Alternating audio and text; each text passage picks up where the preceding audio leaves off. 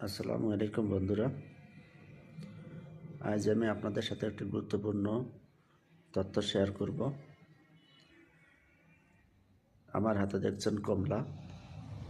কমলা ওজন কমাতে সাহায্য করে, রক্তচাপ নিয়ন্ত্রণে সাহায্য করে, দৃষ্টিশক্তি ভালো রাখে, রোগ প্রতিরোধ করার ক্ষমতা বাড়ায়।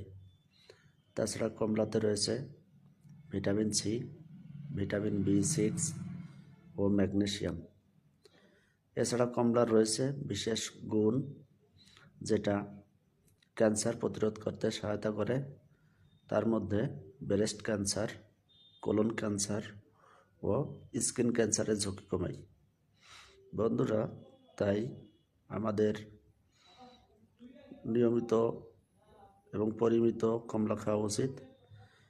এখন প্রচুর পরিমাণে বাজারে কমলা